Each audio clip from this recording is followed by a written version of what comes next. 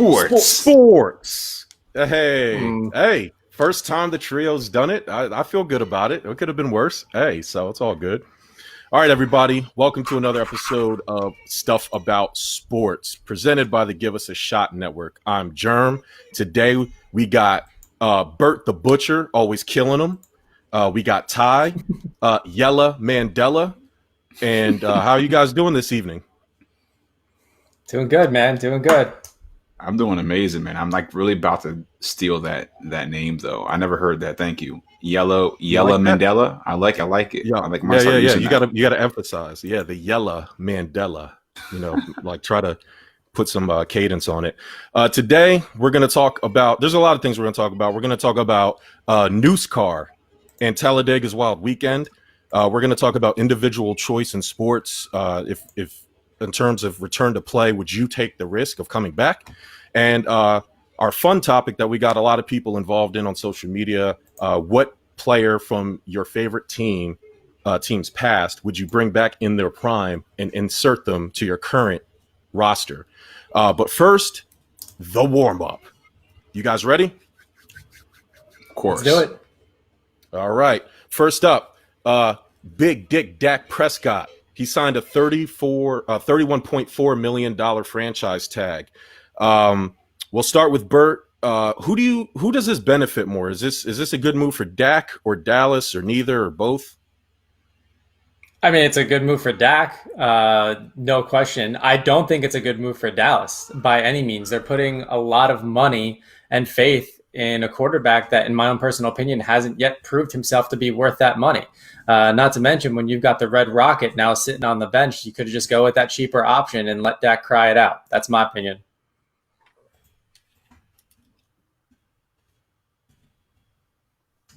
Yo, Ty. Who is Yes, it? you're next. Man, I forgot there's only 3 people here. I'm used to Corey or Mike tagging, and all we have is Bert.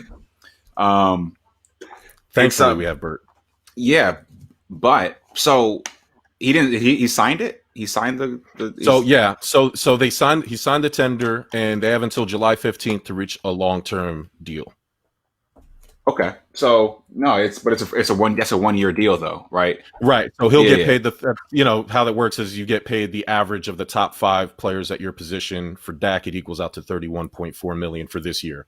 Yeah, no, it's definitely a win for. I mean, it's a win for the Cowboys. I think they're cool with the 1 year thing, but not for the long term for that guy. So it's obviously a loss for Dak. He wants a long term contract, and I don't think he's worth that kind of money for a long period of time. So it's fine. It's fine for the Cowboys, and it's probably even better for Dalton. I think this is just more chance, more opportunity for him to step in because I don't see good things happening with Dak and Cowboys this year. I think this is a loss for both. It's a loss for Dak because, like Ty was just saying, you want that long-term deal. Like when you get franchise tagged,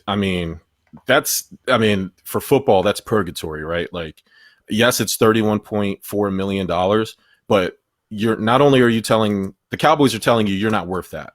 And the league is, the Cowboys are also telling the league that we don't believe in this guy that we drafted and we supplanted Tony Romo with. And so future obviously would depend on how he plays. If he plays out of this world, I'm sure he'll get his money, but that's like a huge risk. Dallas doesn't make sense at all. If you're going to pay him if you're cool with paying him $31.4 million for a year, just work out a contract. Like, why did it have to get to this point? I can't imagine that at a long-term deal with maybe a little bit less, but this is the pickle that they got themselves into because this is exactly why, they're paying Ezekiel Elliott, Amari Cooper. You're spending money on all these skill players. That is like, you don't do that. Like, I don't care. I know it's Ezekiel Elliott. I have a rule.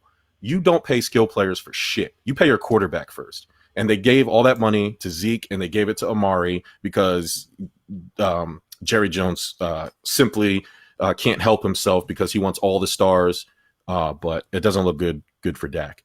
Next up, over the weekend, I missed his name, but the UFC fighter had tried to quit 9 times. 9. And his corner simply wouldn't let him. Is that abuse or is that motivation? I'm going with abuse on this one. Look, after the third time, if your dude is saying he's done, he's done. Plain and simple. But 9 times, I mean, especially in a sport where you can get killed if you take a wrong hit, I don't know. I think that's abuse all the way.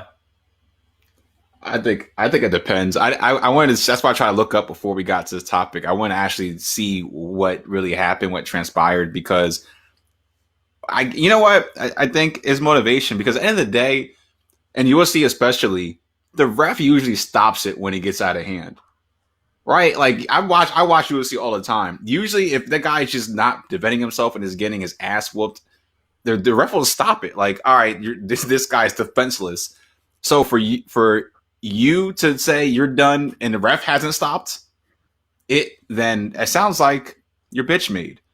In my opinion, like this is barbaric. This is barbaric fighting. It's not even boxing, really. This is UFC. It's even different. You're in a goddamn cage. Like that speaks to something. So you got to fight. You got to fight until you have nothing left. And if you can even show up the strength to say you're done, then you probably aren't done. Pick a different sport. Well, so I did do some research, and this guy, his name's Max Roscoff. I'm just going to call him Max for the future of this conversation. He actually took this fight 5 days before the fight actually took place. He dropped a bunch of weight, and did he gain a bunch of weight? Either way, he took the fight 5 days before the fight because they needed a guy. The previous fighter dropped out. You're fighting out of your weight class either way. You took it 5 days before the fight. And when because I actually watched this fight, I watched the UFC event. And when I first saw it, I thought the same thing you did, Ty. I said, man, what a punk. Like, but then I sports media got a hold of it. I went back and I listened to it again. So here's like the bad part about no fans in the stands, especially in a sport like UFC. You can hear everything. So I'm listening to the guy. All he's saying is call it. And I'm watching the fight again, this guy's not even playing defense. He's getting hit. Like he wasn't in this fight at all. And part of me said, well, why didn't you just take the loss? What is a knockout worse than quitting? I don't know. Like I don't know that mentality. Yeah, it's UFC. Like just get knocked down. Next time you fall down, just cover up in the ball and don't do anything. And the ref calls it. Like if your ass is really getting beat that bad, the ref will step in and say, "All right, we're done here." So that's where my mind goes. Is like the ref didn't even stop it. So I mean, the cornerman's job is to help you get through the fight, right? But for me, I think I'm going to side with Bernal. 9 times is excessive. Maybe 2-3 times. 50 Cent got shot 9 times, man. It's still alive. So listen, Deontay Wilder, right, fired his corner man for throwing in the towel too early. So like, what would you rather have? Would you, there are fighters, and this is why I kind of came around to that line of thinking. Deontay Wilder said he would die in that ring. And I don't think his team's job is to obviously prevent that from happening. But Deontay Wilder was trying to fight. This guy, Max, was not trying to fight. That's the difference for me. He just didn't want to fight anymore, and I think it's your responsibility to recognize that, right? Deontay Wilder was just simply getting his ass kicked while trying to actively win. This kid was not trying to win the fight, and that's why his team probably should have called it. And you don't hear that from a UFC fighter, like quit. I quit. Like I don't think anybody's ever done that. So, I mean, they should have called it after the first time. The moment he said call it, knowing that that's not a normal occurrence in UFC, I think his team's responsibility, especially with his circumstances, probably should have called that fight. Jets safety Jamal Adams has requested a trade. Should the fans be angry at the Jets or Jamal Adams? Hold on, before we go down this topic, is it not official? I heard that it was or it's not. There's no. So here's the beef. Jets, I can't remember I hate the Jets, so I don't know anybody who's important over there, but somebody important over there told Jamal Adams, nah, man, we're never going to trade you. So Jamal Adams said, cool, because I think the issue was the contract extension. And the guy said, well, we're not going to extend your contract right now, but we're not going to trade you either. Just play it out. We'll figure it out. Jamal Adams said, cool, I can do that. And then all of a sudden, reports all over sports media, Jets are, listening to offers for Jamal Adams. So he's like, whoa, like, you just told me you weren't going to trade me. So, like, I don't trust you now. So now I want a contract extension now, or I want to be traded. And Jets are like, no. You know what I mean? So it's like a whole mess. So who do you go ahead, Bert? Whose side do you take on this? I'll take the player side all day. Look, they're the ones out there putting their body on the line, and they're the ones out, especially in football, and they're the ones that are going to either play for your team, but you also got to give them a fair shot too, right? So if they're playing for money, they're playing for that contract extension, and you don't give it to him, then yeah, he has every right to go get a trade somewhere else where he's going to enjoy playing instead of being miserable every single Sunday, knowing that he's out there giving it his all for a franchise that probably doesn't even give a shit about him. So I'm with him on this one. If anything, the fans should be pissed at the Jets for the way they're handling this. And it's not like he was a locker room issue to begin with. It wasn't like a head case like Odell was for the Giants, where we, as a Giant fan, we kind of understand why you wanted to move him. He was a loose cannon. But no, I'm with him on this one. Yeah, I'm pretty much normally siding with the players on most things, but especially stuff like this is like, man. You're telling my man you're not going to trade him, and then you're doing something else. And I see this all the time, and like I get both sides. I understand, and everybody has to understand that it's a business. Like I get that. Okay, there is a business. We're going to do what's right for the team, but keep that energy at all times and be real about that. Don't lie to me. I'm a grown ass man. Don't tell me to my face you're not going to do something, but then do something behind my back. Just be real. You know what, man? If we can get a good thing, if we can get some good pieces for you, we might move you, like, are you okay with that? Like be real, be upfront about it. I hate the way sometimes these negotiations in the league goes. It just bothers me. I wish people were just more upfront about it. Like, so I'm always going to be on the side of a player because of stuff like that. It just annoys me. Yeah, I mean, sorry to jump in here, but Jerm, as a team, you would think like, look, he's got value to him out on the market, no doubt, for a trade. So, I mean, the Jets can probably get, some decent picks. Who knows? Maybe even someone else in return. So when you have someone like Jamal Adams out there and other teams that are like, yo, he could be that missing piece that we need to step up our game, let the offers fly, but also go to Jamal and be like, yo, what are your top teams? Where do you want to go if you were to take a trade? Like give us a little bit, and then that way we can work together to make this happen. There's no sense in both parties clashing and being miserable all season, Yeah. Typically I would side with the player, but this is business as usual for NFL front offices, right? Like the NFL, you can't trust these guys. They're, I don't blame the Jets for saying, yeah, I can easily say, yeah, we're not going to take offers for Jamal Adams, but if the Cowboys come with a ridiculous offer, like you would have to listen. So I don't blame them for listening. I would blame whoever's letting that leak out that they're listening to offers.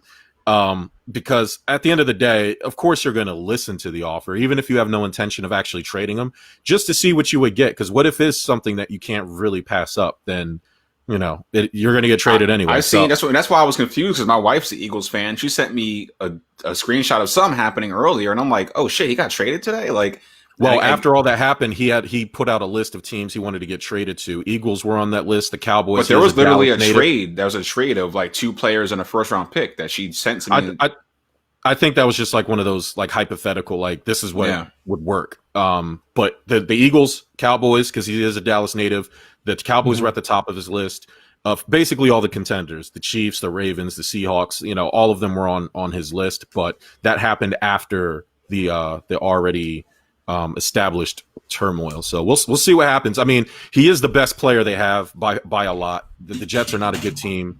You probably should pay him if that's what you want to do, but I could easily see them moving him and just kind of restarting while they have Sam Darnold on a rookie contract and money could be flush.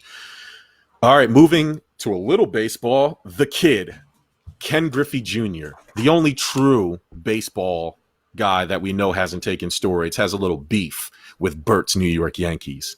I'll let Bert, I'm sure Bert knows what happened. I'll let him tell it, but should Ken Griffey Jr. have sucked it up? Pause. No. And I think he was a great ball player, but after listening to the story, I respect him so much more, even as a Yankee fan. I guess the MLB Network did a documentary, and I only saw this one clip of him. And his father played for the Yankees for a little bit, and when he was younger, he used to go out, during BP or just hit the field, and he was sitting in the dugout with his father. And I guess a field attendant or someone from the front office came down and said, "Hey, George," referring to George Steinbrenner, the boss, doesn't want anybody in the dugout right now. And they thought it was weird because he would always be down there. He'd always do whatever. But rather than his dad fight it, he was just like, you know what, go wait by my locker. I'll be back in a little bit. But he said, but before you go back, look towards third base. And he didn't understand why. And then he started to walk, and he looked back, and Greg Nettles, who's Yankees third baseman at the time, is taking ground balls with his son out there.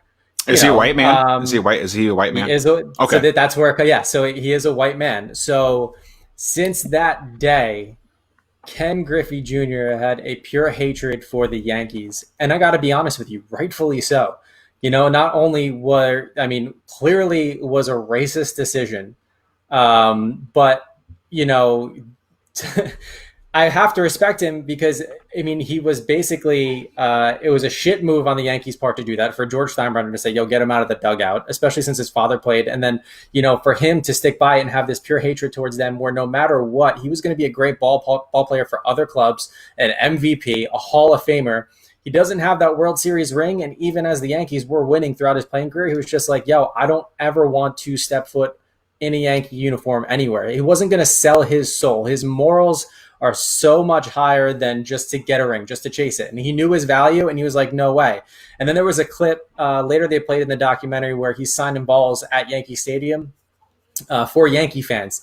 And one of them was like, I would love to see you play for New York. And he goes, I would never play for the Yankees. Never. And he even said, if it came down to, if they were the last team to offer me a contract before I retire, I'm retiring. And I respect him 100% for it. He was wronged. There's no reason why he should have been kicked out as a young kid. Greg Nettles' kid there taking balls with his dad at third base. It's a little bit ridiculous. And I'm standing with him on this one. As much as I would have loved to see him in a Yankee uniform, I get it completely. And all it takes is that one minor decision, and that the Yankees ended up costing a good ball player. And, shame on them for doing that to begin with. That's real fucked up. Word.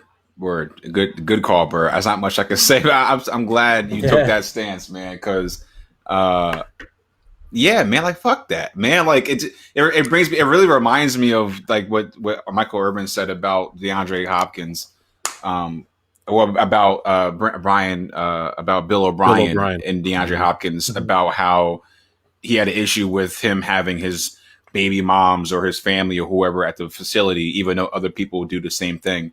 And, that kind of stuff just rubs me the wrong way. Like, it's just like undercover racism. Like, I'm going to say something to you. I'm not going to say anything. I'm not going to call you the N-word or beat you up, but I'm going to do something to you that's completely, I would never do to anybody else, or say something to you I would never say to somebody else, or enforce some kind of silly rule on you that I would never enforce on anybody else. And like, yeah, man, I'm already a Ken Griffey Jr. fan. Obviously, like that's the only baseball shoes I've ever owned in my life was Griffey's. Like he's the man. Like, for black guys, these black people, that was every black man was like a Ken Griffey Jr. fan back in the day. So yeah, man, he's one of the best hitters in the league. Man, he was a monster. His icon, his logo with the swinging the bat, man. I mean, yeah. He's the man, So I mean, this is even more so another reason to like really fucking love him, because you if something like this happened to you, you're not going to look past it. You're not going to be like, oh, I'm going to go sign for like I made enough money. I'm not going to go sell my soul just to do this or do that. Like it should be everybody should think much higher than that, man. Mm-hmm. Yeah. Back to what you said, it's almost coded racism, right? Like, I don't know. When I read that story, I was like, damn, I don't blame him. I'm actually glad he has that stance, because Ken Griffey Jr. for basically till now, ever since he played, is literally been the shining example for how the game should be played, right? Like on the field, and like when we think of like the Kobe Bryants and the Michael Jordans and these players who stay with one team, Dirk Nowinski's, and just create their own legacy. Like sports needs guys like Ken Griffey Jr. to literally have morals like this, because that's to me, that's what makes them special. If he went to the Yankees, to me, even if he won a World Series, his career would have been diminished in my eyes because, and I know that's a little bit of revisionist history, but that's all we have, right? I know how his career ended up, and if he would have went to I know he went to the Reds for a little bit, and but he ended up back with the Mariners. It just, to me, like him going to the Yankees, like just everything. No offense, Bert, just everything that goes with that franchise. I'm glad that we have somebody like Ken Griffey Jr. that has morals. You know what I mean? And so good for him. Yeah, fuck the Yankees, Bert. I don't know. Yeah, I mean, look, we're called the Evil Empire for a reason. And I mean, look, don't get me wrong. We've had a lot of good homegrown players over the years. But, as a Yankee fan, just even as like a baseball fan, you hear stories like this and it's just like, come on. And I love Ken Griffey Jr. So, I mean, the fact that he has, you're right. Baseball needs players like him. Do it the right way, on the field, off the field, and, just stay true to yourself. Yeah, and it's funny, like Ken Griffey Jr. introduced me to baseball. When I grew up in upstate New York and I was the only black kid, like I wore 24 because of Ken Griffey Jr. But like even all the white kids, like we were all practicing his swing. We were all helping each other, and we didn't have YouTube back then, so all we had to do, we had to wait for Sports Center to come on, or and we taped it. Like it's an insane time to think about. But shout out to Ken Griffey Jr. So today the big news: Rob Manfred finally put on his big boy pants, boys. Imposed. I'm not going to say implemented. He imposed a 60-game season for the players. So the players are going to return to camp tentatively July 1st. The season's supposed to open July 24th. My question is, well, it's a two-parter. Should it have gotten this far? And what's your overall take about the return of baseball? I mean, my commentary from last week. I don't think it should have taken this long. I think Manfred should have got it done earlier. And at the end of the day, as it's been said many times before on this show and in Happy Hour, you have billionaires and millionaires bitching and complaining when all they needed to do was get back to work. So, look, I'm happy. Hopefully it's a done deal. There are no surprises, and we'll see what happens. I think you're still going to see a lot of squeaky wheels in the players bitching and moaning, and some may even hold out and not want to play. And to that, I say, fuck them. Someone else can come along, take your job. At least we're going to get baseball. And I know that's a shallow fan's point of view, but at the end of the day, if you don't want to work, you don't want to play, that's fine. I respect it. You do you. But you know what? Someone else is going to. Baseball is going to be back, and that's all I'm interested in. Jamal, did you see that what Mike just said? No. What did he say? Okay. I'm not. No, he said he might join. I didn't know if you've seen it, but anyways, now of course it shouldn't have taken this long, and I'm curious if this is really going to happen. Like you're saying, he's imposing something. Like that sounds like this. That sounds so like players, the unions might still be like, nah, like. Well, no, this is like the union. That was the last strike. They can't. There's nothing they can do about it right now. And honestly, Rob Manfred probably should have done this 2 weeks ago. They're trying to negotiate with the players. I think after a certain amount of votes and down votes, the commissioner can basically just say, all right, you know what? This is what we're doing. And most of the owners agreed with him. So I think only 5 of the owners did not agree, but it doesn't matter because the commissioner finally did something, and it shouldn't have got this far. To me, I'm gonna let you finish, but while I'm talking, 60 games isn't enough baseball for me. It's probably going to take them 20 or 30 games just to get in shape, just because of this slow season. 60 games doesn't seem like enough. The owners to at least break even. I don't know how, especially when there's not going to be fans in the building, but it should have happened. Honestly, this should have happened after like the second no vote. Clearly the players and the owners weren't working together, and Rob Manfred should have just stepped in. They have a collective bargaining agreement next year. This is going to make it extremely hard next year. So all you did was kind of delay the inevitable. But go ahead, Ty. I didn't mean to take over. No, I don't have much to say. I'm really just curious what's going to happen next, because it still wasn't a mutual agreement. Like it's still not a mutual agreement. So I can easily see there being like still something that's going to happen. And I hope not, because I know 60 games doesn't seem like a lot, but we all talk about how long the game, how long the season is, and how it should be shortened. This probably is extreme, but it's unprecedented times. Like the one of the terms you haven't heard until now. So at least it's something. You know, they need some kind of baseball. They can't. What MLB can't afford is no season though, and that's what I was not counting out either. Was there might not be a season, and it still feels like there might not be a season. Like I'm not all the way sold, and I'm curious what's going to happen. But obviously, the owners, maybe not the players, but the owners and management knows we can't not have a season of baseball. Yeah, I think the players want to play, so I think they'll allow, they'll kind of suck it up and go with it. As far as them, it kind of had to be done. It was going to be done because if they didn't have a season now, they probably weren't going to have a season next year either. Because why play the season when you have a new CBA? Owners not working in good faith, the players not working in good faith. It just seems, I don't know. It honestly, of the four major sports, no disrespect to our baseball fans out there, baseball could have just taken the year off to me. I wouldn't have missed it at all. I will watch it when it comes back, but baseball is. If you want to entice new viewers, we've talked about it on past shows. It's the game's oldest viewing audience. It's not. It doesn't hold your attention. I actually think the shortened season is good for baseball. To maybe shorten that season to maybe like a basketball 80 something games in that range permanently. Again, to Ty's kind of mentality of raising stakes, making games important. It's a matter of finding that sweet spot for baseball. But 100 and whatever it is now is 62 or whatever it is nuts. Mm-hmm. But we'll see. Obviously the only thing that can probably stop it is a second wave of COVID, and we'll get into that in a little bit in the main topic. But baseball's back. For people who love baseball, good for you. For people who are indifferent, suck it up. All right, so Brett Favre has recently stated that Colin Kaepernick deserves hero status like former NFL star Pat Tillman. Do you agree?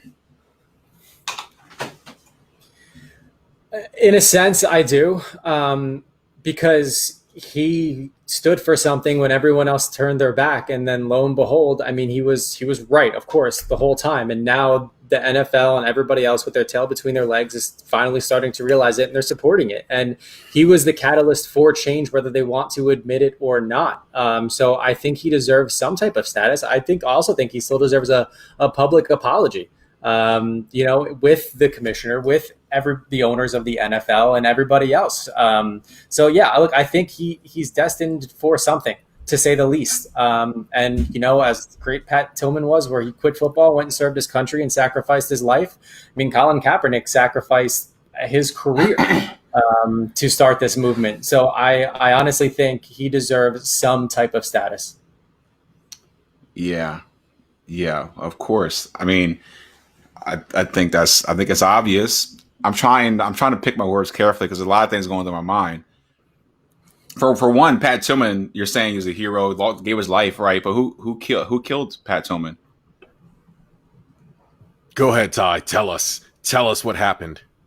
He was killed by He was killed by Americans, right? He was killed by friendly fire. He was killed by U.S. He was killed by U.S. forces. So a lot of things are going through my mind. And don't skip over the fact. I'm gonna let you finish. Not only was he killed by his own people, they tried to cover it up. Go ahead, Ty. Yeah. So there's a couple things going through my mind. So Colin Kaepernick. So people were appalled by this statement. Like people were trying to be like, "Wow, why would you say that he's a hero?" Try to compare him to Pat Tillman, and I'm like, I find Kaepernick to be more of a hero. Excuse me, Colin Kaepernick is fighting for something. Pat Tillman is debatable. I think it's debatable for him to join that war. And what was that war about? I don't know. I'm not going to be here on some politics shit. I don't know what the war is for. And I do feel like a lot of people join the military for different reasons than they say they do. Just sorry. I'm really trying my best to pick these words carefully, but I'm going to be real. I don't think everybody joins to defend my country and all this stuff. It's a job, right? I have nothing else to do, or it's a job. Some people are joining for defense reasons, and I'm super want to defend my country. But some people just want to be in the front lines, want some action, and they're just like, I want some exciting shit. And you can tell by how people act when they get into the military. So, I question it. I don't know Pat Tillman as a person, but I've seen, he clearly gave up tons of money to go do something of public service. So there's something to that. But Colin Kaepernick is doing the same damn thing. He's fighting for a cause that is very serious and very important in this country, and I don't think it's debatable. So he definitely, you're damn right, he's a hero. And if anybody's gonna be questioned, it should be Pat Tillman. Sorry. So, like Ty, I am not unlike Ty. I'm not going to choose my words carefully. Pat Tillman is a hero for giving up a career in football to serve his country. The reasons why he left is heroic, and by definition, him dying for his country, however, is not heroic, and he is celebrated like he died in war. In like he, if you let them tell it, they make it sound like he was like Captain America. He died. You know what I mean? Like it was a friendly fire, and then the government tried to cover it up in a war we probably shouldn't be in the first place. So it's not like he, jumped on a grenade and saved a troop of his men, and that's the way they make it seem when they honor him. And he should be honored. As a veteran, it is a hard choice to leave your life and sign up and join the military. And I commend him, and he is a hero for that, because not many people make that sacrifice. When it comes to Colin Kaepernick, he is a hero to a specific group of people, just like Pat Tillman is a hero to a different group of people, right? So I'm not here to not really trivialize Pat Tillman's sacrifice. It's just they're just two separate heroes to me. It's unfortunate that Pat Tillman died, but the NFL every year they play these memorials like he prevented 9/11 or something. Like he died in a friendly fire, and I don't even believe it was in like an actual battle. I believe it was in a training exercise. And somebody can correct me if I'm wrong. If I'm wrong, then I don't know. Fuck it, I'm wrong. But as far as I remember, it was a training thing. It wasn't even in like an actual battle situation. So I do commend him for joining the military, but I think his hero status is a little bit overrated. And I know how that sounds coming out, but that's just how I feel. Colin Kaepernick is absolutely an American hero. Muhammad Ali was vilified during his time, and now he's a national hero. Going through his refusal to join the military and all this stuff, and while he played. So Colin Kaepernick is absolutely a hero. He's fighting a civil rights battle, and all the civil rights leaders and anybody who's an activist, whether it's for black or gay rights or animal rights, and whoever, they make all these sacrifices. And Colin Kaepernick, this is how he's doing it. On a lighter note, Miami Dolphins quarterback, number 1 draft pick Tua Tagovailoa shoots his shot with celebrity crush Shania Twain. You don't impress me much was her big single. What has a better chance of happening? Tua getting with Twain, or him leading the Dolphins to a Super Bowl? Tua getting with Twain, no question. Tua has a better chance of sleeping with Manti Te'o's fake dead girlfriend than he does winning a Super Bowl. For sure. Yo, I forgot he had a fake girlfriend. Man. No wonder he was catfished. That poor kid was catfished, man. Yeah, but he kind of ran with it, no? What I think in that case, I think the media picked up and ran with it because he was catfished. He didn't even meet the girl. They had a relationship online, and then boom, she dies in like a car accident or something. And he was at Notre Dame. It was his senior year. I don't know if it was right before a bowl game or right before their last game. And ESPN took it and ran with that shit. That was like the story of like his last couple of weeks. Like, this poor kid, he's a leader of this team. He's going to be an NFL draft pick. Has going through all this personal sacrifice and stuff. So I think it was more of a media thing than anything else.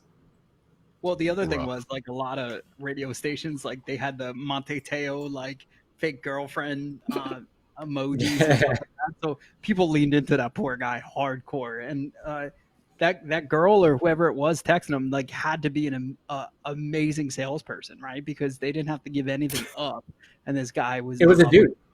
Yeah, exactly. Yeah, it's bizarre how social media, like we're trying to convince people to be on our shows, right? Like meanwhile, this guy's convinced he has a girlfriend that doesn't really exist. Thanks for having me, guys. Hey guys, Mike. Speaking of which, halfway through the show, yeah. Speaking of which, here's Mike. Welcome. Sorry, Hey Mike, we do a sports show every Tuesday at 8. If you weren't aware, just letting you know. I'm not used to people like actually committing this long, so I know I'm just here. No, I got you. But for real, like you guys definitely, it's like church. You're here every Tuesday at 8, and I apologize for running late. And you're there for the happy hour, so I do appreciate that. The network appreciates you, and I'm happy to be here. Sorry I was late. No, it's all good, man. Ty, I'm gonna touch on the question because I have to say, yeah, it has to be Shania Twain. I think first of all, I didn't know. I know she has to be at least 50. I'm like, all right, she's old. Yeah. She's 54 years old for one, and she looks all right. She looks all right? Yeah. And yeah, she looks all right. Her husband made a lot of money too, and he just passed away. So there you go. All right, it's a good move. So that's what I'm saying. If she is single, like if she was married, all right. But if you're telling me if she's single and there's an actual like, I think he could bag because she's 54. And Tua, come on, man, like he's a young stud. Like she would give it up, I think, in a heartbeat to Tua. So he's a Dolphins quarterback. Like he's might as well be the Cowboys quarterback. This is a pretty big deal. As long as he plays halfway decent, has a decent season, he's going to get some Shania Twain, some Shania Twang. That's what he's going to get. Shania Twat would have been the joke there. No, he's going to get some Shania. Better. Oh my God, Mike. I don't know if you. No, I don't know what. Sorry. Nothing. I'm saving the last. I'll let you go first on this one because I saved the last warm up question for you because you let us know you were coming in. Friend of the network, Barstool Sports, Dave Portnoy, is allegedly part of Alex Rodriguez and Jennifer Lopez's Mets ownership bid. Mike, is it worth selling your soul to let Dave in this buying group if A-Rod and J-Lo are involved in owning the Mets? So here's my thoughts. Like if I was in Dave's shoes, I have a love for baseball that goes beyond the Mets. If he shared that same belief, I'd be cool with it. But at this point, he does have a friendship with the Wilpons. They went to the same school, same college. They've taken pictures together. So maybe he could convince A-Rod to do so. Also, Barstool has alliance not only with A-Rod, but also with the vitamin water guy. Like they've done partnerships with both of them consistently through the last 3 years. So even Big Cat from Barstool was like, hey, I'm going to be the third base coach. Like, the New York Mets, like it's just going to happen. And this was before he knew his boss was potentially in this buying group. But Dave says a lot of things for shock value. So it wouldn't surprise me if this was just fake news. He most likely has no interest, and they probably have no interest. Also, every owner needs to get approved by Major League Baseball and their owner group. So even to join as a minority owner, you have to get approved. And they've declined a lot of people with less skeletons in the closet than Dave Portnoy. So I don't know. I wouldn't mind it. Honestly, he'd be a mouthpiece. We'd probably get what we want from that ownership. And also, hopefully, KFC would have some type of say in the New York Mets and maybe become the voice of the New York Mets. So I kind of like the move. I'm jealous. I can't wait till our network's that big and we could start making those moves. But, do I think it's going to happen? Probably not. Maybe we can hire Bill Simmons. Go ahead, Bert. Well, don't do that. So look, I mean, if I'm a Met fan, look, anything's better than the ownership now, right? And granted, Dave would be a part of it. He probably obviously won't be majority. He would have some stake. My only concern, and Mike hit on this too, look, he's got to be approved by Major League Baseball. And although I don't feel as though he has skeletons in his closet because he leaves it pretty open, but he does say a lot of things for shock value. And one of the things you have to worry about is your organization becoming an entire circus, even more so than what it is now. Because at what point is he going to leverage his players or the front office or start calling out officials in Major League Baseball or other owners and causing a stir that's taking the focus off of the team and off of the baseball? That's the only thing I'd be concerned about. He's a passionate Boston guy too. So, I mean, part of the fan base from New York, I'd be like, yo, why is this Boston owner, like, why is he going to come and buy the Mets? I get it. It's a professional sports team, but, the first, I guess, interleague play where it's Boston Mets, is he going to sit in a Met hat or is he going to sit there rooting for Boston like an asshole in the stands? These are just the things I think about. Like, look, but I mean, as a Met fan, I wouldn't mind it because, I mean, anything to get new ownership and hopefully have an organization run the right way, you just have that risk of it turning into a circus real quick. Yeah, that's what I worry about, that kind of stuff, man. Like, he has a media company and, he already says a lot of crazy things. So you already know it's gonna look weird and it could look bad fast from the gate. And he doesn't have many skeletons probably in terms of like, criminal things, but he clearly has said some very head scratching things. And but he also is on the right. He's on the, I guess, wow, use the right word. He's on the right side. He's on the right side. So they might look past some of his stuff because he is on the right side of the aisle of who they would allow probably to be owners. If you're following where I'm going with the right side, but he clearly doesn't have that much money either. Like, he wouldn't have majority. He would have a very, very tiny ownership. He wouldn't have any say. I would hope that A-Rod and the other guys would have more say. I'm a Mets fan. If everybody doesn't know, I'm out of the closet. I am a Mets fan. I worry, man. Is co-host. But yeah, about to be the Mike Times Ty show. But I was thinking Ty, personally. Mike and Ty. Yeah, I like that, right? And the end could be the New York Met end. We'll figure that out. But anyways, yeah, I mean, not teasing, but for real. Look, not to cut you off real quick, the things I would be scared of is his media ties. Like you said, he's not making it that much money if he's a minority owner of the Mets, so he's going to create media for himself, right? And promote the brand that actually pays him. So I don't know. I think MLB would not want him in there. Yeah, I'm with Bert here. He's going to have a small. Actually, all of you have said it. He's going to have a small stake, and I mean, if the end goal is to get J-Lo and A-Rod, to be the face of the team and use their star power, I'm an ends justify the means type of guy. So if we have to suffer with Dave and shitty ass, that's what makes me mad though. It's like you literally do not need Dave Portnoy. There's nothing it's not like has all this money that you just need. You're clamoring to get. How many other people have Dave Portnoy money? Tons of people have Dave Portnoy money. Why do you need him involved in this deal? Come on, man. This is silly. He has Barstool, and that has a lot of connections. And I understand. I do understand and probably agree with what you're saying, but I don't think it's Dave Portnoy the guy. It's Dave Portnoy the brand and everything that he. Here's how that conversation even happened. Like, he asked to be a part of this. Like, they didn't come out and ask him for money. That's what I'm saying. It's clearly just trying to help him. He's wiggling a way in to level up. There's nothing about him they need, I don't think. They don't need. Well, it was the same thing with the it was the same thing with the NFL draft stuff with watching the game at Goodell, is always trying to do some shady shit to promote, shitty Barstool. So, that's what he does. So we do the same thing though, man. That's how we got A-Rod. Let's not forget that either. Yeah. Exactly. Oh yeah, true. Yeah. We are Dave Portnoy. You know what? Fuck it. We are. He's doing it on a level. Well, we are and we aren't. Like, I try to keep us regulated with that stuff. Because Thanks. we had Francis on our pod, and the one thing he said about Francis said when he met Dave after he was fired was shame on her for being dead. Remember that?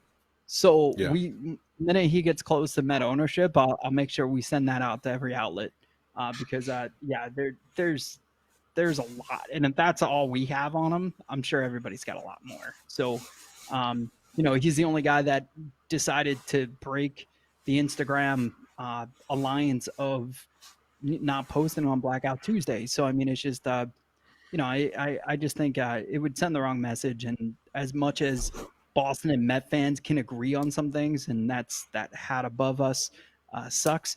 The one Rob's wearing. We can all agree that Dave Portnoy is not a New York Met. Like, he's just not. Like, I don't care how much money he's got. He's not a Met. So that's it on that. Did you guys touch base on Griffey? We did. We're not going back. Be on time next time. We have to go to our main topics. Now, as things open up in sports, we're starting to see states increase in COVID cases, training camps for baseball, people like in the Phillies, I know in hockey, Tampa Bay Lightning, a lot of NBA players as the NBA season approaches have pulled out of not playing the rest of the season in the NBA. So when it comes to returning to play, where's the individual choice? Like, would you return to play with everything that's going on if you were their team? When you see all these players like backing out for health reasons, Trevor Ariza, for example, Dave Bertrands from the Wizards, some baseball players have indicated that they're not going to come back even if there's a season. Some hockey players have come out and said they're not going to play. And then in college, Ohio State forcing their players to sign a waiver. There's been rumblings of certain players refusing to come back and play. Where do you guys fall when it comes to return to play and individual choice? Would you come back and play? I think I would, especially, I mean, look, if I'm at that level and, especially now that like with basketball or hockey, there's a chance to win a championship, I would absolutely. But I also say that without myself or anybody in my family who's immunocompromised and would be susceptible to this disease. So for me, my likelihood of getting it's there, but my likelihood of beating it is also greater than someone else. Where my personal background is, I would absolutely go out there and play. I mean, this is your shot to do so. Plus, it's my job to do so. That's what I get paid to do, is be a professional athlete. So I would go ahead and play 100%. Even if that means signing a waiver saying, look, you're at your own risk. Our teams and our facilities would do the best we can to contain anything, but you're on your own. But I'm playing. I am. Of course, because it's your job, right? Like, duh. I mean, it's an odd question. But I guess, if you have something else to do, I guess, okay. But, if your job is to do something, you do it. My job didn't stop. I mean, you sign a waiver. I ignore COVID. I just move on with my life. I guess I don't ignore it. I wear the mask sometimes and keep my distance from people, try not to spread germs. But I'm not, my life isn't going to, right words. I try not to spread germs, but I'm not going to work. Like, come on, man. I don't get it. I think I understand precautions, but you got to do your job and stop being so scared. Trevor Ariza, he's like old. Like he's one of the guys that might be prone to being affected by COVID on a bad level. So maybe his old ass should stay away. Well, his story is interesting because he is in a custody battle. So when I was like researching this topic and trying to come up with reasons why a player would just give up on his team, I mean, there's a couple reasons, right? Like if your team is not in it, like what's the point of coming back to play? I mean, that's more of a question between you and your teammates and not like a personal individual choice. Because for me, it's like, okay,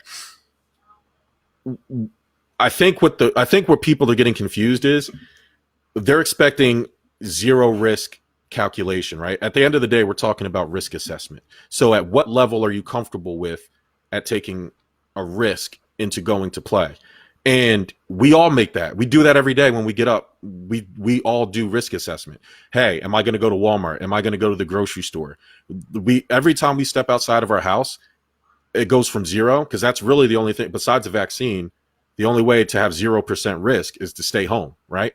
So when it comes to the players, they have to take that risk for themselves. And I think the interesting part of this discussion comes with college players, right? When they're children, they have the influence of their parents, the pressures, and college players probably have that want to a little bit more than pro players, because pro players, have a lot of money. But we've already seen in the NBA, all the star players who make millions and millions of dollars are saying, I'm not trying to play. But then the low level guys who only make a couple $100,000, that actually have to support all their family the same way the multimillionaires do, they can't afford to miss games. So their risk assessment is higher because they're willing to take more risk to play, obviously.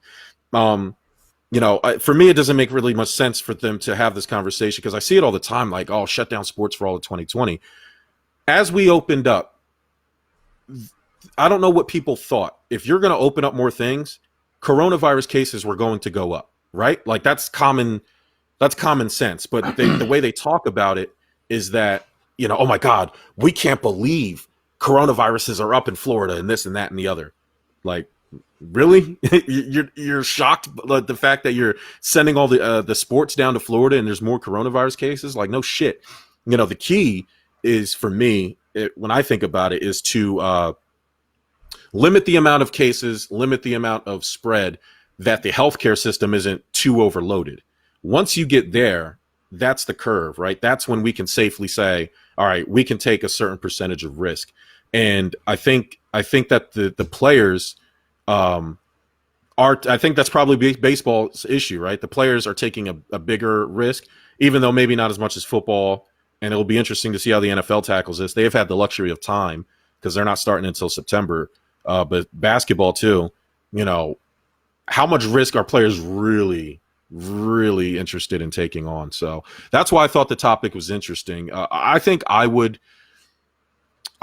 play no matter what level I was on, but I would try to make sure that my sport is doing everything they can to limit the risk. So.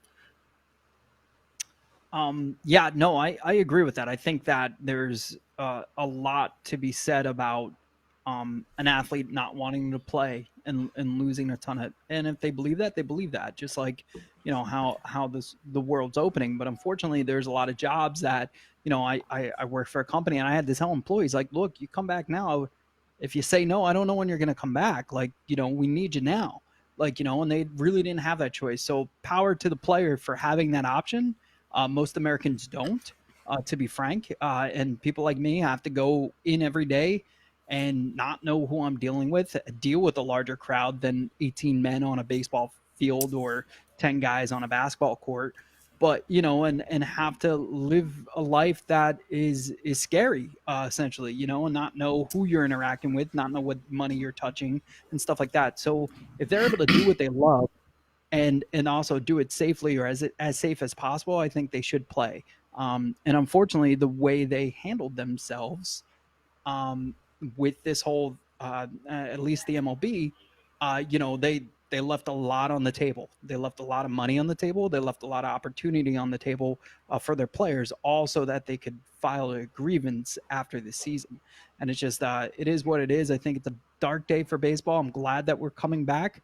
But it's far from over as far as disputes and potential strikes. So it's definitely a sad Look at Mike sneaking back into a warm-up topic. You were listening to the show. So, when I first, when I thought about this topic too, I was listening to some sports radio and somebody brought up the incident of what happens if you have a COVID death. And at first I was like, well, yeah, I guess, what are you going to do? But then I thought, well, how is that any different than any on the field death? Like, players have died on the field at any time. So again, brings me back to risk assessment. Yes, the kid could catch COVID and die, or the player could catch COVID and die. But what happens if they die on the field from a vicious hit or a bad fall? You're going to shut down the sport for that too? Every player takes that risk to get onto the field. I don't think COVID should be treated any different. The moment we start doing that, like, just then fuck it, cancel sports forever then, because guess what, people are going to always catch COVID. And what are we really doing? Like, when it comes to college, at the end of the day, it's just like professional sports.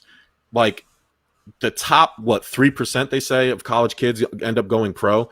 those 3% are going to want to play because that's their future. They have a lot at stake. And then the bum ass kids that are going to go on to be accountants and work at their dad's oil farms, or oil refineries, they're not going to want to play. So, fuck it. I think that a lot of people thought the warmer weather would get rid of the COVID. So I think that's why Florida started up quicker. I think that we're starting to learn that may not be the case, right? So I think that it will affect football, and I think it will affect these sports coming back. But I think they will come back. But it's not as easy or cut and dry as they thought, right? So that's it. Like, imagine if we all didn't stay home. We probably I think the biggest stat. The biggest stat I saw at the beginning of all this that always sticks with me is 80, regardless of anything, was like 80% of Americans will most likely come in contact with the virus. Like, no matter what, we're all going to come in contact at some point almost. So at that point, fuck it. Like, just fuck it then. Like, seriously, like, just fuck it. We're going to come in contact. Hopefully it doesn't get me. Hopefully I'm not the one that dies from it. But we're all going to come in contact with it. And a lot of us probably already had it back in December and never fucking was cheated for it or even knew we had it back then. But the issue is, like, now I cut myself, putting a plate in the dishwasher, and I'm trying to go to the hospital, get stitches. And oh my God, it's a 500,000 people there. You know what I mean? You saw it in New York. You saw the hospitals. We as a country, we're not ready for this. So they didn't. Yeah. So let's try not to get it. Let's try not to. But at the same time, it was really just to slow it down. Nobody argued that people weren't going to get this. Like, we're all on the same page as far as that went. It was the reason why we stayed home was to really just slow this thing down. I think we did, because everybody did short sell. We had no choice. I was home. Like, my office was closed. I wasn't allowed to go to my office, so I was home for a long time. I couldn't go anywhere else, so I was home working for mad long. And still now, life has changed. I'm home way more than I was before. And I think more people are. It's an important conversation, guys, and I'm glad we're having it. So Talledega, we'll move on from that topic, but NOOSE-Car, and now we can officially call it Noose-Gate. Over the weekend, Talledega happened. The tremendous support for Bubba Wallace has been incredible for NASCAR. I mean, you want to talk about, stepping to the forefront on something. I will give NASCAR a ton of credit for. I know a lot of people have been killing them because they've had time to do this. It's one of those things where were you 5, 10, 15 years ago? But at the end of the day, they're making the moves now, and they're making their stance, and they're making it known and strong. Over the weekend, coming off the last race, Bubba Wallace, we had the King. What's his name? Goddamn. What's the racer's name? You guys know. Petty? Richard Petty. Thank you. I was going to call him Tom Petty, and I knew that was wrong. Richard Petty. It's 80-something years old. Speaking of COVID, said, double middle fingers to COVID. I'm coming out there to support my guy, Bubba Wallace. Bubba Wallace drives Petty's 43 car is under his team. Went out there and hugged him. It was beautiful. Having all the players, all the racers push his car, and the selfie, everything was great. There was an issue where there was a noose found by one of the workers in Bubba Wallace's garage. There was an FBI investigation. NASCAR took it super seriously.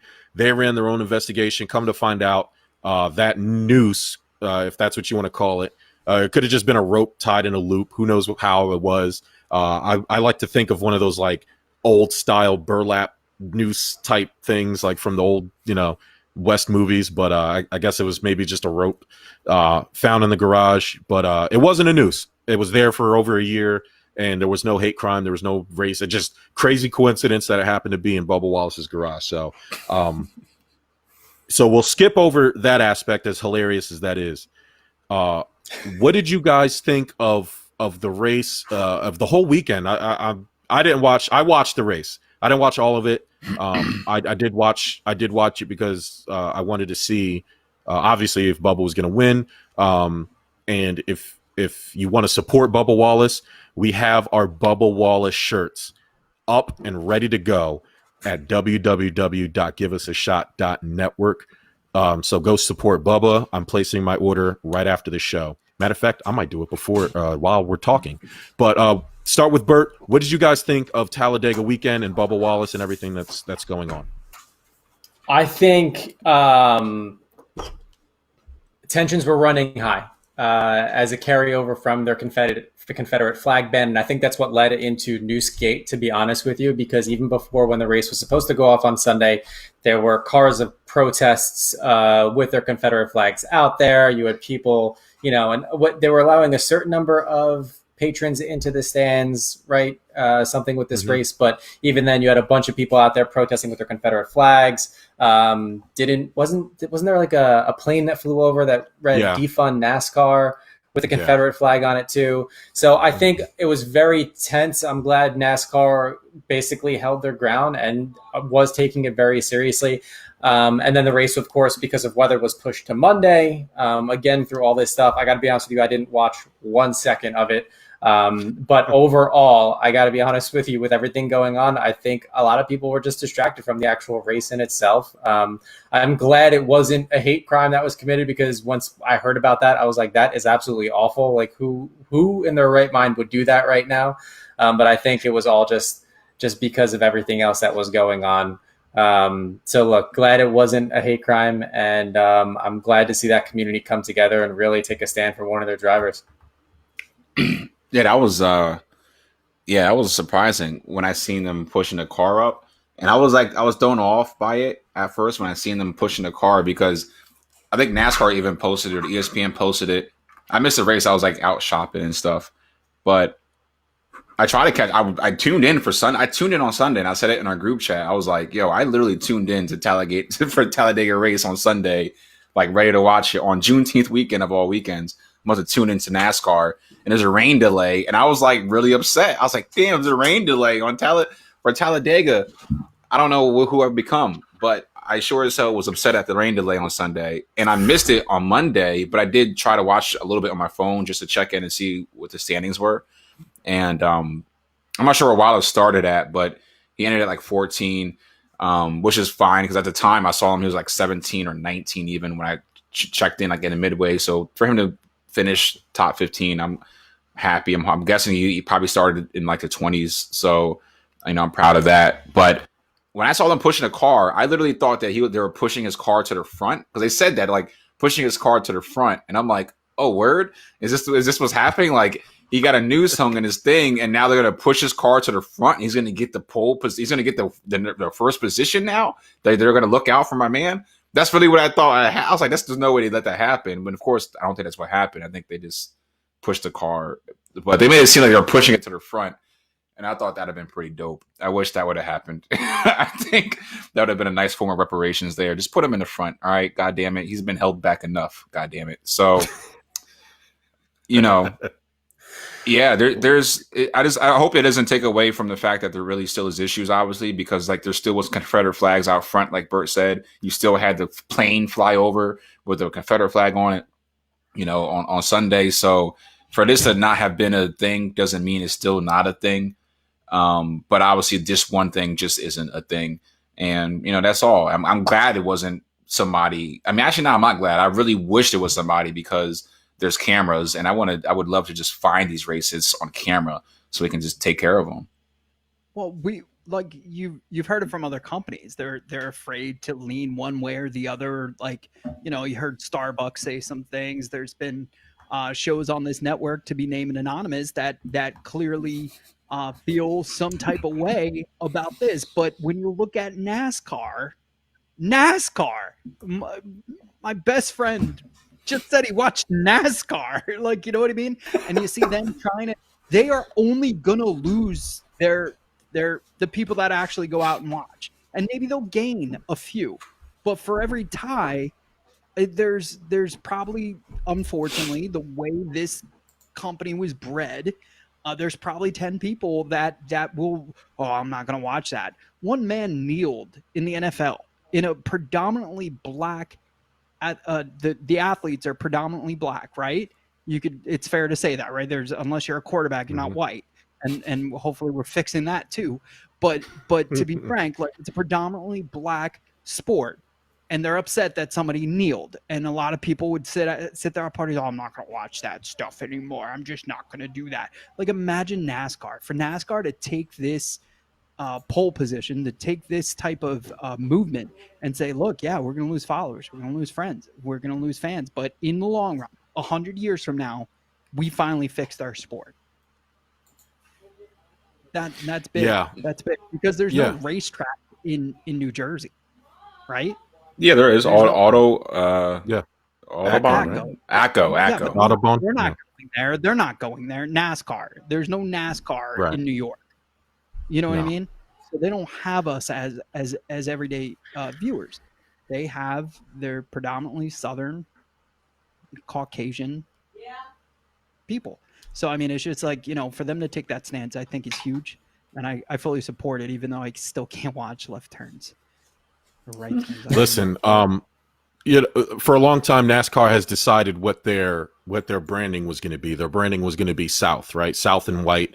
And that's where they made their money. Because, like you said, not many people watch NASCAR anyway. People, it's left turns. But like I said, now I'm glad that they're doing something to be more inclusive. I'll be honest with you, man. I wasn't as mad about the findings of the FBI investigation. I was just praying this wasn't going to be a Jussie Smollett situation. I was just praying to God. I didn't care if, like, it was an accident. I think the FBI I think the official term was a rope fashioned like a noose. Whatever. I'm just glad it wasn't like, somebody on Bubba Wallace's team, did this. Like, that was all I cared about. So thank God it wasn't that. There's the Bubba shirts that you can find on the network website that on Ty's screen. So yeah, we all feel good about Jussie. Wow. We all feel good about Bubba. I know, you see how I did that? We feel good about Bubba. Now I'm going to kill him. I'm going to kill Bubba. Enough of this feel good shit. Bubba, you have to win that race. You have to win that race. Everything was set up for you. King, Richard Petty, coming down with the threat of COVID to end his life early. All right? The entire NASCAR nation pushing your car to the front. You're out here crying. All you have to do is check for gas, bro. All you have to do is drive left, and he ran out of gas. How do you run out of gas? You have 20 people in a pit crew to look at gauges. There's mad gauges in science. Dog, all you have to do is drive left and make sure you have gas in the goddamn car. How did you were in 5th place, bro, and you ran out of gas?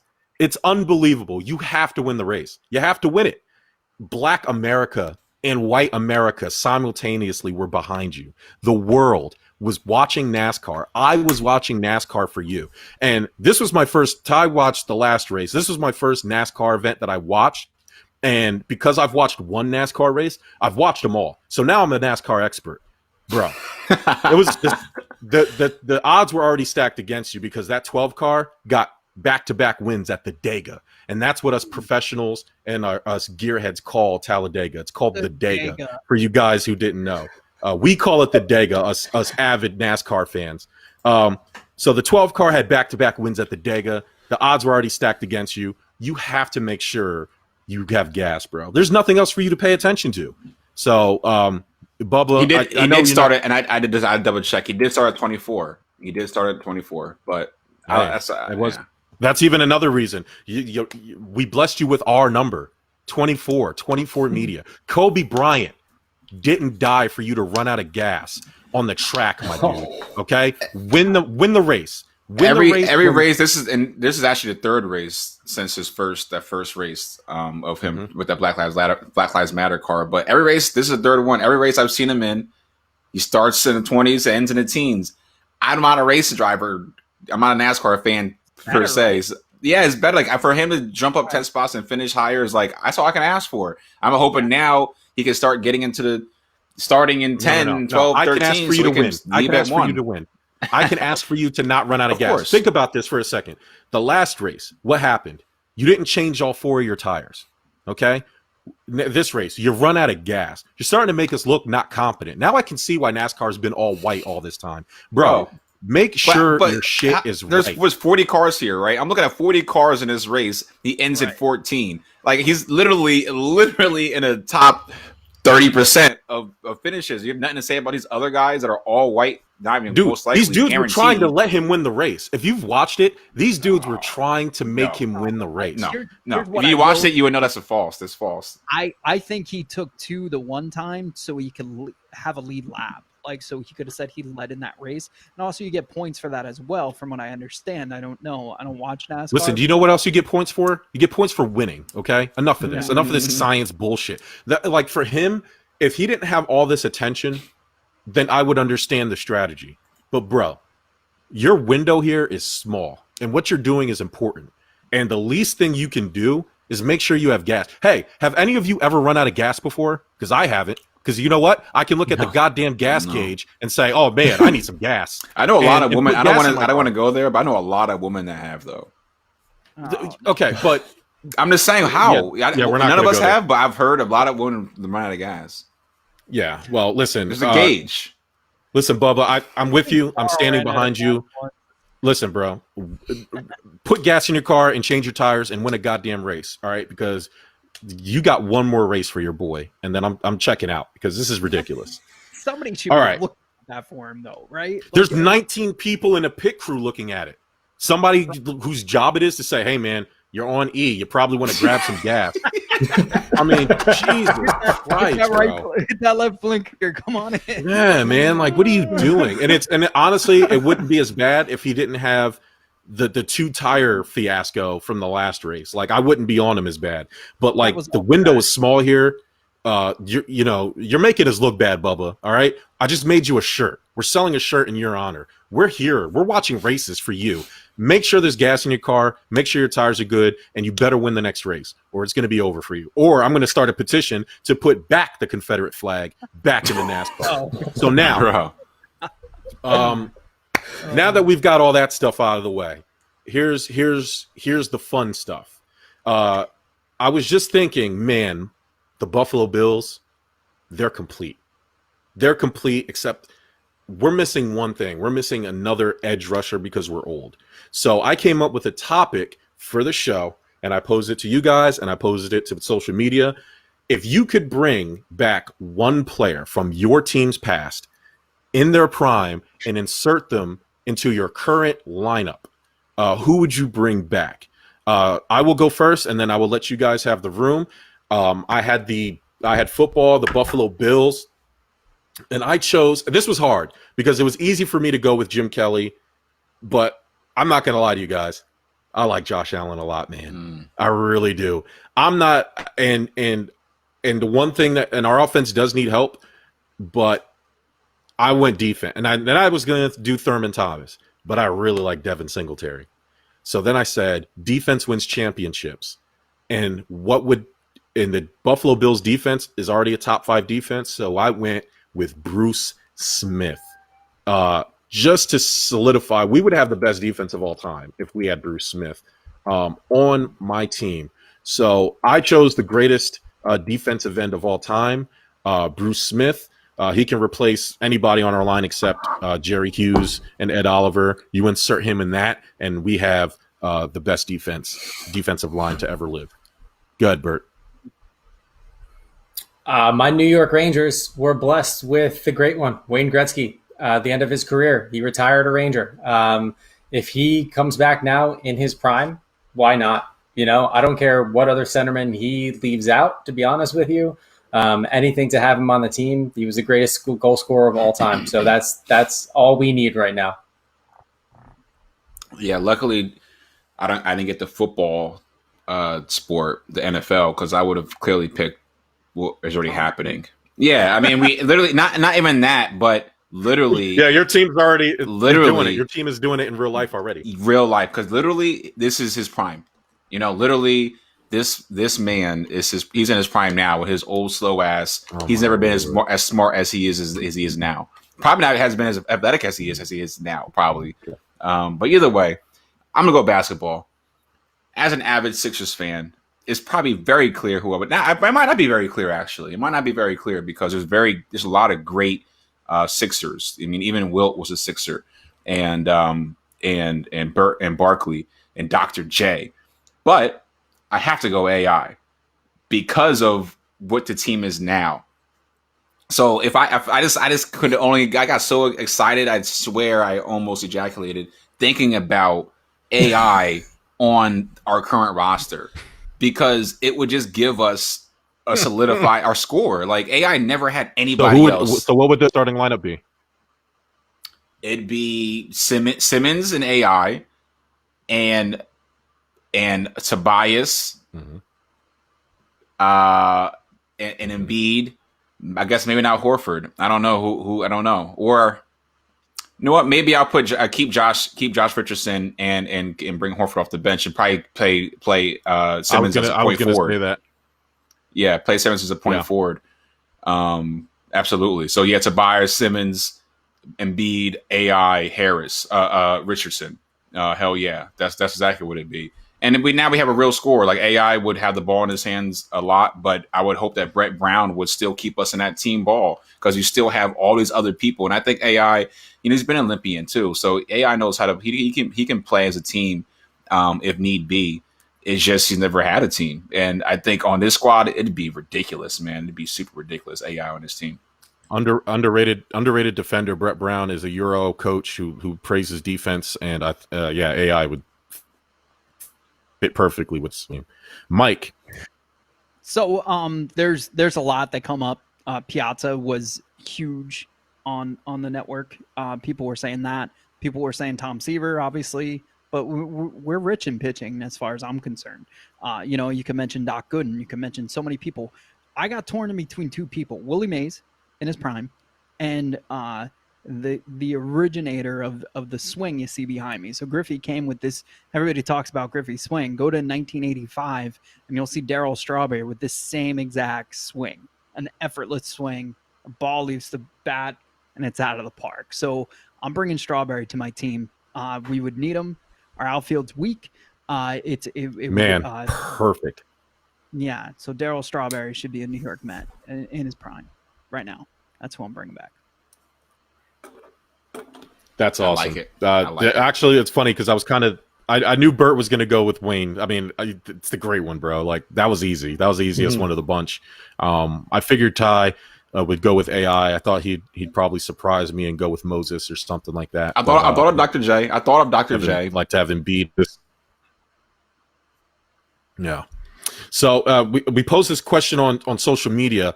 So I'll read off a couple and let you tell me what you guys think. Jeremy Israel had Tim Tebow for University of Florida right now, inserting Tim Tebow, the greatest college quarterback of all time. Steve Zuccari would love to bring Lawrence Taylor, and we had this in a Giants thread, and this was a majority. He wanted Lawrence Taylor on this Giants squad, which would be pretty nasty. A lot of guys said that. There was a lot of Tiki Barber love. I'm not sure why you would do that when you have Saquon Barkley, but Shannon Lee, she said Jerry Rice on this Niners team, which would be nasty with that receiving core that they have there, Greg Kittle and that running game. That offense would be the best offense, probably one of ever. Brandon DeWitt would bring Troy Polamalu in his prime back to this current Steelers team. Rob Miller said Walter Payton with the Chicago Bears.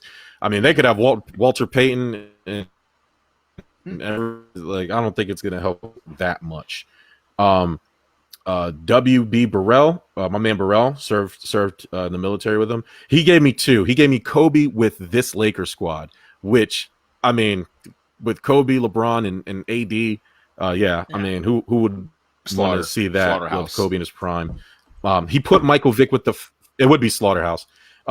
He put Michael Vick with the Falcons, but I honestly thought I would pick, and it would be nice to see him throw the ball to Julio and Calvin Ridley, but I would like to see prime Mike Vick on this Eagles team. This Eagles team is faster than the one he had when he was here in Philadelphia in the tri-state. So That's interesting. Josh Perez. A lot of Eagles fans actually chimed in.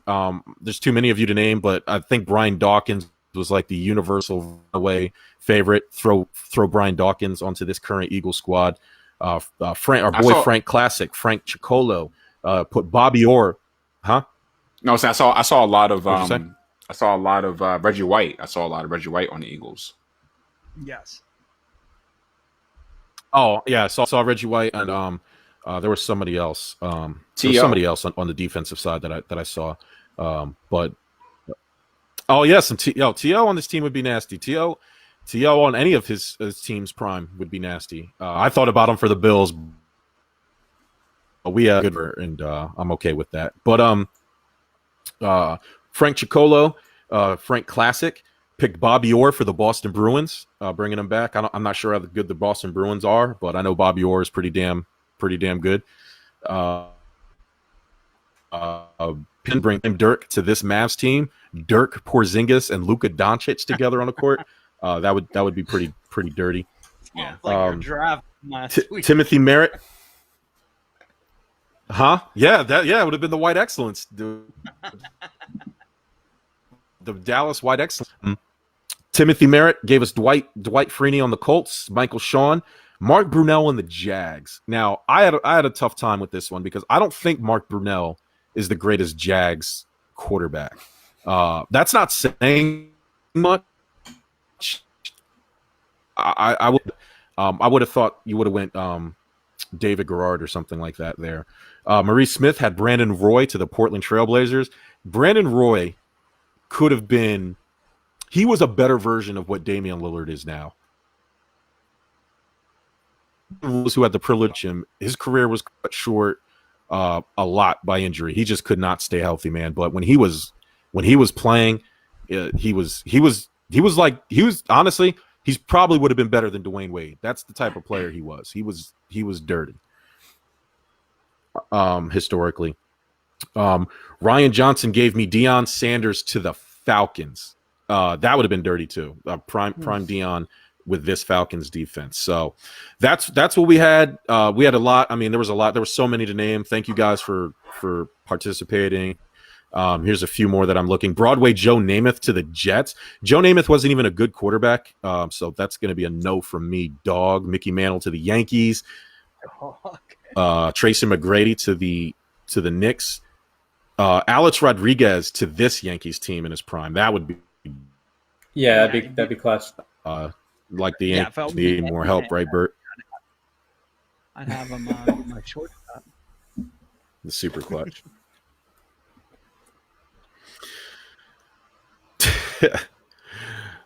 Well, that's it for today's show. This was a wonderful show. A lot of good insight from all of you. Do you guys have anything else before we get up out of here? Nah. No. Go to giveusashot.network. Get our Bubba shirts. Yeah, direct. If you want to go directly, just give us a shot.network /Bubba. Give us a shot.network/Bubba. Get your Bubba shirt. And since we're speaking on the whole racial injustice thing, Fuck Terry, the Fuck Terry shirts are also on the network site as well now. Fuck Hulk Hogan. Can you explain that? Yeah, hey, follow the Smart Out Club on Facebook. Mm-hmm. Quickly, fuck Terry Boella, aka Hulk Hogan, is a racist, incestual, sick freak old man. He's gross. Everything about him's gross. I hate him. So it's fuck Terry. Follow Smark Out Club, SMARK Out Club on Facebook. It's a wrestling Facebook group, pro wrestling. We talk everything pro wrestling. Smark Out Club podcast got episode. I think I'm going to try to have it out. Today's Tuesday, by Thursday for you guys, and we got a lot of good stuff coming on. So, and just check the network out in general. We have a bunch of other good podcasts. Menu list of items of things for you to choose from. And if you want to start a podcast and get down with the network, www.giveusashot.network. Also, do not forget to join us this Friday for happy hour. Happy hour, guys. Homework for happy hour. Guilty pleasures, movies. Okay. whatever, a bad movie that everybody knows is bad, but you just enjoy it, like for some reason. You know it's a bad movie, but for some reason, if it's on, you'll watch it, you'll put it on. What is your guilty pleasure movie? Everybody give us your suggestions. I will watch them if you give me a decent list, because there's nothing else to do. And what are your bingeables? Everybody's binging something. If there's something new that you've been binge watching, let us know. 5 o'clock, the Give Us a Shot Network Facebook page. Come join us for happy hour. The Zoom link will be posted. Everybody is welcome. Please come through. So for Bert the Butcher, killing everything, Ty, Yella, Mandela, and Gator, Mike, this is the Facebook felon germ, permanently banned from Twitter. Everybody, have a good night.